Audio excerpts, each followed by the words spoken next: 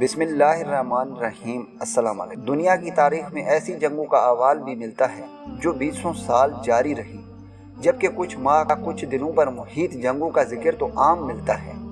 تاریخ میں ایک ایسی جنگ بھی ہوئی جو کچھ سال، ماہ یا دن نہیں بلکہ کچھ منٹ ہی جاری رہی، اور چونکہ یہ دو ممالک کے درمیان ہوئی اس لیے اس جنگوں کی علمی تاریخ میں شامل کیا گیا ہے۔ یہ جنگ اگست 1896 میں سلطنت برطانیہ اور مشرقی افریقہ کے مسلمان ممالک سلطنت زنجبار کے درمیان ہوئی۔ سلطنت زنجبار عملاً تو آزاد تھی، مگر ایک تاریخی معاہدے کے تحت یہ سلطنت برطانیہ کے تحت تھی اور اس کا حکمران بننے والے کو تاج برطانیہ سے رسمی اجازت لینا پڑتی تھی۔ جب 25 اگست 1896 کو سلطان حماد بن سونی کی وفات ہوئی تو سلطان خالد بن برگاش برطانوی اجازت کے بغیر نئے حکمران بن گئے۔ برطانوی حکام حمود بن محمد کو اپنا وفادار سمجھتے تھے اور انہیں حکمران بنانا چاہتے تھے۔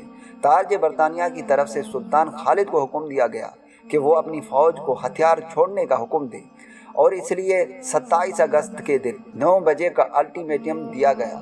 سلطان کے محل کی حفاظت کے لیے 2800 زنجباری فوج جمع تھی، جبکہ دوسری طرف برطانوی بحریہ نے 3 کروز جہاز، 2 گن بوٹ، 150 بحری سپاہی زنجباز کے ساحل پر لا کھڑا کی۔ ان کے پاس 900 زنجباری فوج بھی تھی۔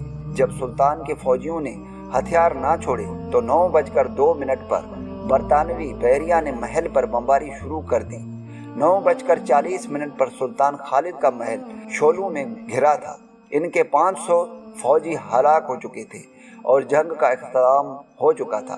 بعد ازاں سلطان خالد جرمن سفارتہ خانے کی مدد سے جرمن ایسٹ افریقہ میں پناہ گزین ہو گئے، جبکہ برطانیہ نے فوری طور پر سلطان حماد کو زنجبار کا اقتدار سونپ دیا۔ اس جنگ میں برطانیہ کا صرف ایک ہی سپاہی زخمی ہوا۔